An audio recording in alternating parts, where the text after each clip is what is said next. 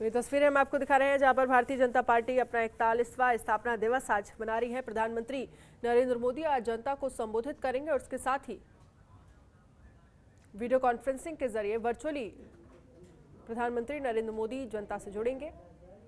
तस्वीरें हम आपको दिखा रहे हैं। देखिए जेपी नड्डा,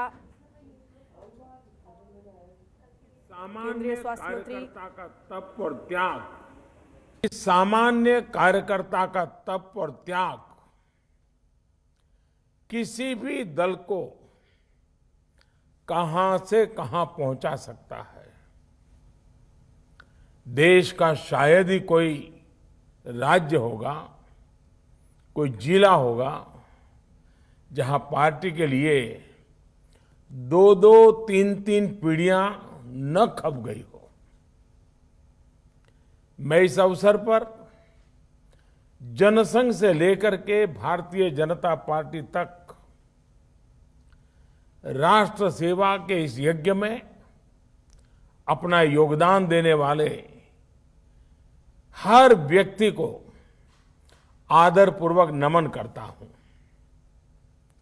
डॉक्टर श्यामा प्रसाद मुखर्जी, पंडित दीनदयाल उपाध्याय जी, अटल बिहारी वाजपेयी जी, कुशाभाऊ ठाकरे जी, राजमाता सिंधिया जी, ऐसे अनगिनत महान व्यक्तित्वों को बीजेपी के प्रत्येक कार्यकर्ता की तरफ से मैं आदरपूर्वक श्रद्धांजलि देता हूं, श्रद्धा सुमन अर्पित करता हूं।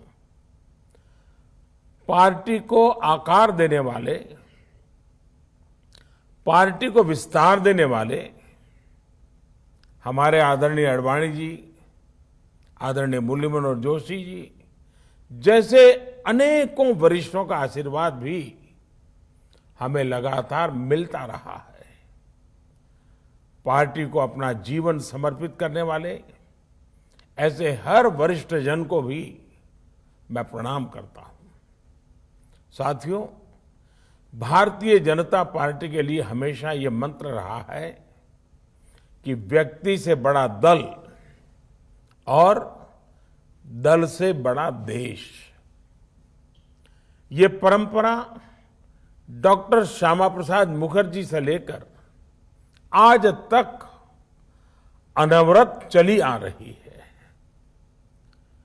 डॉक्टर श्यामा प्रसाद मुखर्जी के बलिदान की शक्ति है कि हम वो स्वप्न पूरा कर पाए। आर्टिकल 370 हटाकर कश्मीर को संवैधानिक अधिकार दे पाए। हम सभी ने देखा है कि कैसे अटल जी ने एक वोट से सरकार गिरना स्वीकार कर लिया, लेकिन पार्टी के आदर्शों से समझौता नहीं किया। आपातकाल में लोकतंत्र की रक्षा के लिए हमारे कार्यकर्ताओं ने कैसे कैसे कष्ट सहे, लोकतांत्रिक नैतिकता के कैसे कैसे उदाहरण दिए। हमारे देश में राजनीतिक स्वार्थ के लिए दलों के टूटने के अनेकों उदाहरण हैं, लेकिन देश हित में लोकतंत्र के लिए दल के विलय की घटनाएं शायद ही कहीं नजर मिलेगी। भारतीय जनसंघ ने ये करके दिखाया था। जनसंघ से लेकर अभी तक ये तप, ये तपस्या हमारे कार्यकर्ताओं के लिए बहुत बड़ी प्रेरणा है। साथियों, पिछले साल कोरोना ने पूरे देश के सामने एक अभूतपूर्व संकट खड़ा कर दिया था। तब आप सब अपना सुख दुख भूलकर देशवासियों की सेवा में लगे रहे। आपने सेवा ही संगठन का संकल्प लिया और उसके लिए आप डटे रहे, लगे रहे और लोगों की सेवा करते रहे। जो काम आप गांव-गांव में, शहरों में कर रहे थे, घर-घर पहुंच रहे थे, वैसा ही कुछ काम अंत्योदय की प्रेरणा से भाजपा की सरकारें, चाहे केंद्र हो या राज्य हो, अपना दायित्व निभाती रही।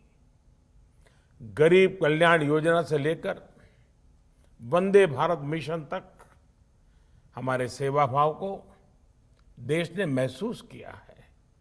यही नहीं, इसी संकट काल में देश ने नए भारत का खाका खींचा और आत्मनिर्भर भारत अभियान शुरू किया। आज आत्मनिर्भर भारत अभियान गांव गरीब का, किसान का, मजदूर का, दलित का, वंचित का, महिलाओं का, युवाओं का, हर किसी का,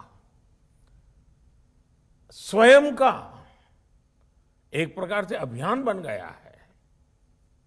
आज भाजपा से गांव गरीब का जुड़ाव इसलिए बढ़ रहा है क्योंकि आज वो पहली बार अंत्योदय को साकार होते देख रहा है। 21वीं सदी में जिन युवाओं ने जन्म लिया है, वे आज भारतीय जनता पार्टी के साथ है, भाजपा की नीतियां, भाजपा के प्रयासों के साथ है। साथियों, गांधी जी कहते थे कि निर्णय और योजनाएं वो हों जो समाज की आखिरी पंक्ति में खड़े व्यक्ति तक लाभ पहुंचाए। गांधी जी की उसी मूल भावना को चरितार्थ करने के लिए हमने अथक प्रयास किया है। लास्ट माइल डिलीवरी हमारे यहां कहा जाता था, लेकिन आज देश का सामान्य मानवी लास्ट माइल डिलीवरी को साक्षात अनुभव कर रहा है। देश के हर गरीब के पास बैंक अकाउंट हो, देश के हर गरीब के पास पक्की छत हो, देश के हर गरीब को शौचालय की सुविधा मिले, हर रसोई में गैस कनेक्शन हो, हर घर में बिजली कनेक्शन हो, हर गरीब को इलाज की सुविधा हो, हर गांव में ऑप्टिकल फाइबर हो। ऐसी अनगिनत बातें जो समाज के आखिरी व्यक्ति हो या देश का आखिरी इलाका हो, इसके लिए भाजपा सरकारें, चाहे केंद्र हो या राज्य में हो, हम सब मिलकर के दिन रात मेहनत की है, अपने लक्ष्यों को पाकर दिखाया है। और इन निर्णयों को, इन योजनाओं के शुरू करने के पीछे सबसे बड़ी वजह यही है कि हम संगठन में रहते हुए भी ऐसे ही कार्य करते करते करते आगे बढ़ रहे हैं। इसलिए जब सरकार में आते हैं तो और तेज गति से इस दिशा में काम करते हैं। हमारी कार्यशैली है, हम किसी से कुछ भी छीनते नहीं हैं और छीने बिना भी दूसरे के हक या उसे मिले, इसमें जागरूक प्रयास करते हैं। हम हर व्यक्ति तक पहुंचते हैं, उसकी आवश्यकता पर पूरी संवेदनशीलता से काम करते हैं। साथियों, हमारे देश में 80% से ज्यादा छोटे किसान हैं। इन किसानों की संख्या 10 करोड़ से भी अधिक है।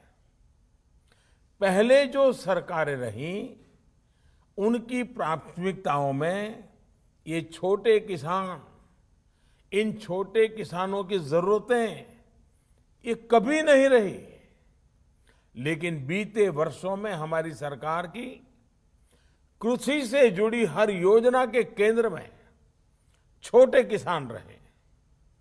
चाहे नए कृषि कानून हो, पीएम किसान सम्मान निधि हो, किसान उत्पाद संगठन की व्यवस्था हो, फसल बीमा योजना में सुधार करना हो, प्राकृतिक आपदा के समय किसानों को ज्यादा मुआवजा सुनिश्चित करना हो, हर खेत को पानी की योजना हो, या फिर यूरिया की नीम कोटिंग, ऐसे हर निर्णय का सबसे बड़ा लाभ देश के छोटे किसानों को हुआ है।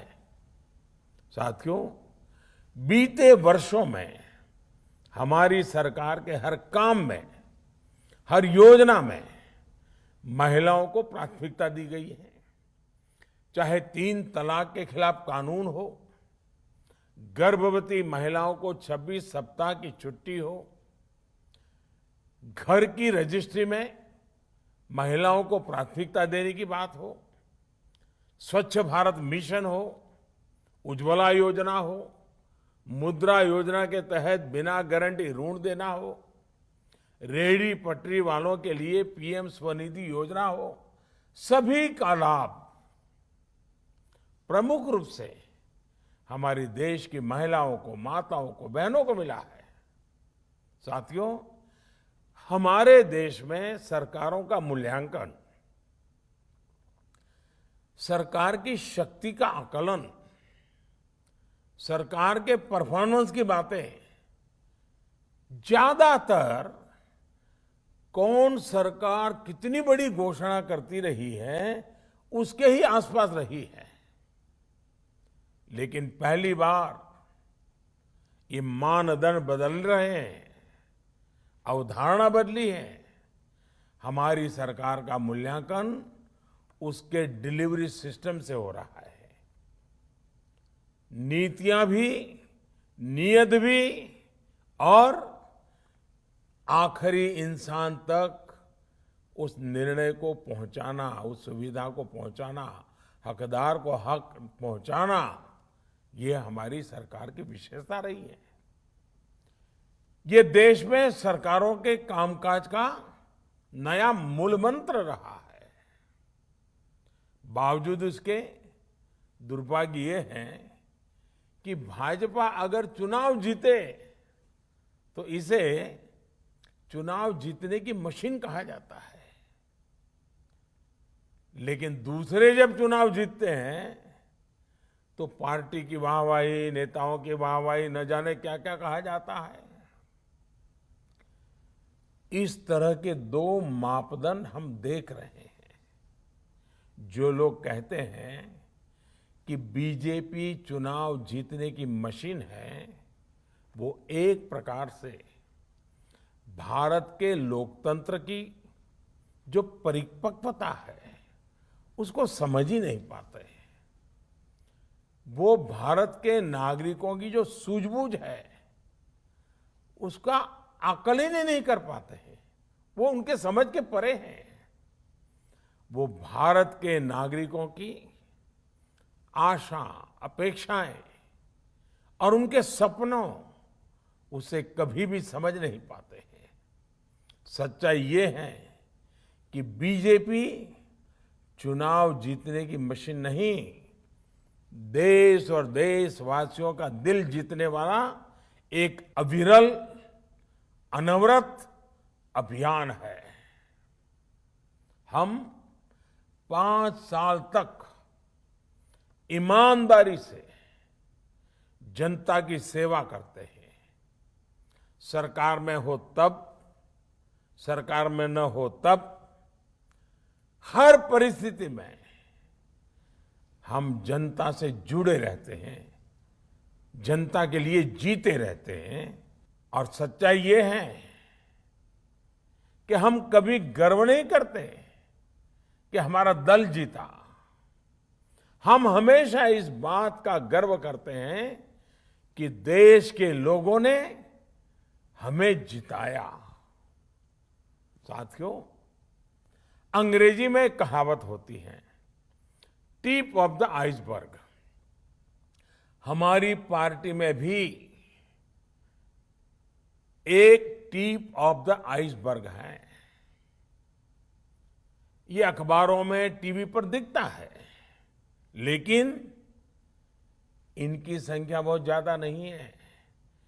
लेकिन एक बहुत बड़ी संख्या जो नजर नहीं आती है, भाजपा के उन कार्यकर्ताओं की है जो आमतौर पर दिखाई नहीं देती हैं, लेकिन वो जमीन पर रह करके काम करती है।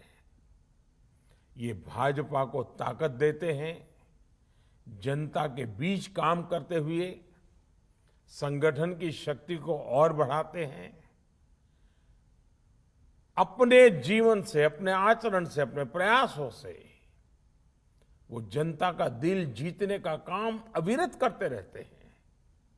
इन्हीं के प्रयासों से आज भाजपा दुनिया की सबसे बड़ी पार्टी है।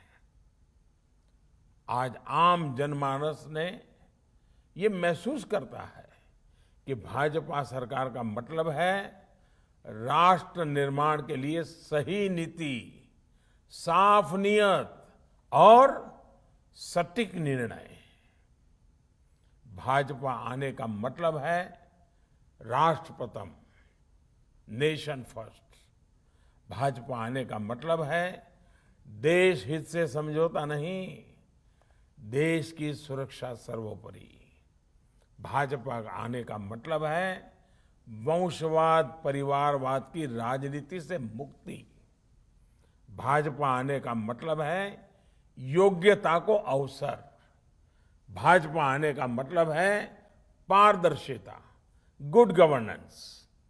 भाजपा यानी सबका साथ, सबका विकास, सबका विश्वास। आज भाजपा भारत की विविधता की, अनेकता में एकता की प्रतीक बन गई है। हम हर क्षेत्र, हर भाषा, हर संप्रदाय और हर देशवासी को जोड़कर आगे बढ़ रहे हैं। आज भाजपा से गरीब भी जुड़ा है, मध्यम वर्ग भी हमारे साथ है। हम शहर में भी हैं और गांव में भी है। बीजेपी आज नेशनल इंटरेस्ट की भी पार्टी है और क्षेत्रीय आकांक्षाओं की भी पार्टी है। साथियों, हमारे जो संस्कार है, हम राजनीतिक छुआछूत में विश्वास नहीं करते हैं। इसलिए हम सरदार पटेल को समर्पित स्टैच्यू ऑफ यूनिटी बनाकर गर्व महसूस करते हैं। इसलिए हम बाबा साहब आम्बेडकर के लिए पंचतीर्थ का निर्माण कर गर्व करते हैं। हम खुले दिल से भाजपा के घोर विरोधी रहे व्यक्तियों का भी सम्मान करते हैं, उन्हें सम्मान देते हैं। भारत रत्न से लेकर पद्म पुरस्कार इसका उदाहरण है। पद्म पुरस्कारों में हमने जो बदलाव किए हैं वो तो अपने आप में पूरी एक गाथा है। वो तस्वीर कौन भूल सकता है, और उस तस्वीर को देख करके कौन भावुक नहीं हो सकता था। जब पैर में जूते नहीं होते हैं और कोई वृद्ध मां राष्ट्रपति के हाथों सम्मान प्राप्त करती है, ऐसा हम कैसे कर पाते हैं। अननोन लोगों को, जिनके कार्य को पहचानना और इतने बड़े सम्मान से उनको जोड़ना, क्योंकि हम जड़ों से जुड़े रहते हैं, क्योंकि हम जमीन से जुड़े रहते हैं। पद्म पुरस्कार सरकार का निर्णय तो है ही, लेकिन इस निर्णय के पीछे भाजपा की कार्यशैली और भाजपा के संस्कार है।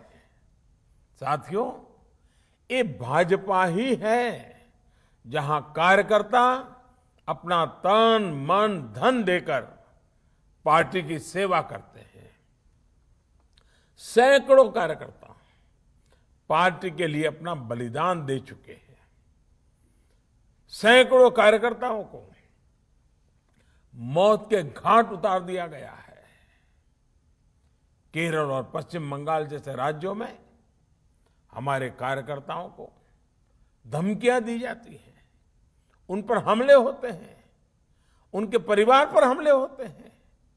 लेकिन देश के लिए जीना मरना, एक विचारधारा को लेकर के अड़े रहना, डटे रहना, यही तो भारतीय जनता पार्टी के कार्यकर्ता की विशेषता है।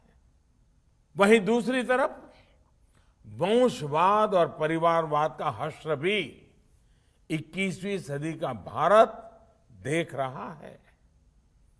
स्थानीय आकांक्षाओं के सहारे जो स्थानीय पार्टियां खड़ी हुई, बाद में वो भी एक परिवार की, एक दो लोगों की, यही मंत्र हमारे संगठन और पार्टी का भी है।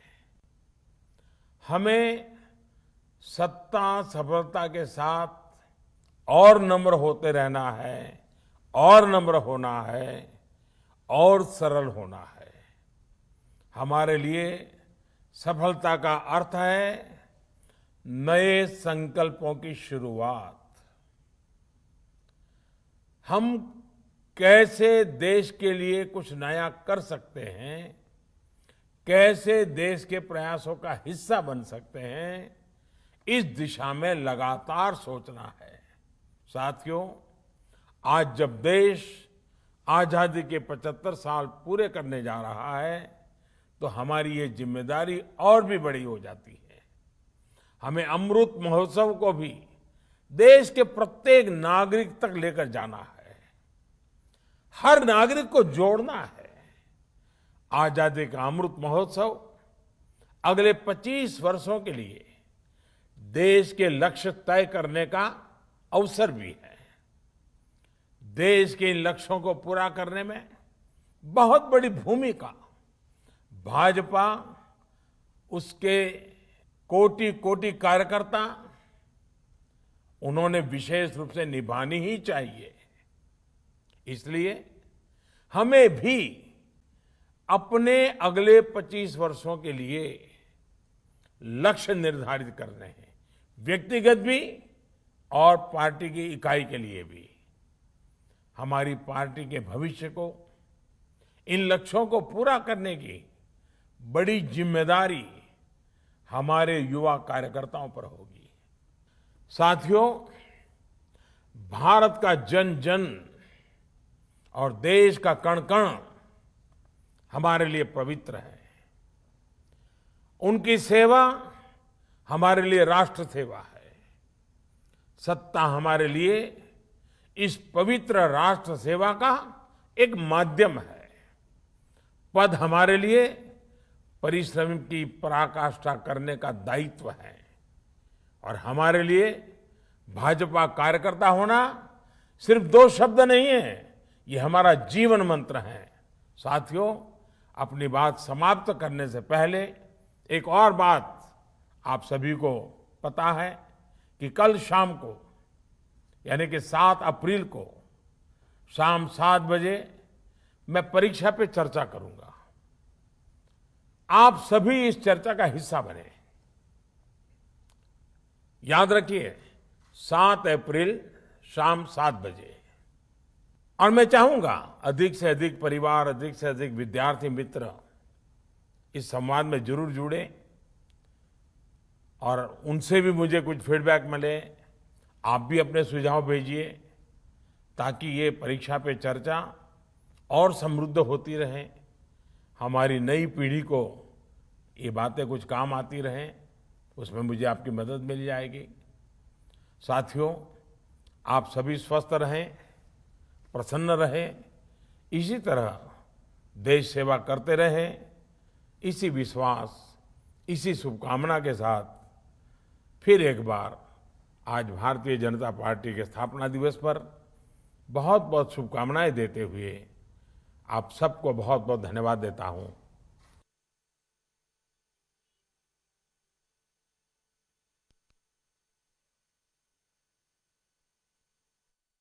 आज भारतीय जनता पार्टी की तरफ से और प्रधानमंत्री ने अपने संबोधन में कहा है कि संकट काल में आत्मनिर्भर भारत अभियान शुरू किया गया है, जो कि आज बहुत बड़ी सफलता की ओर ले जा रहा है।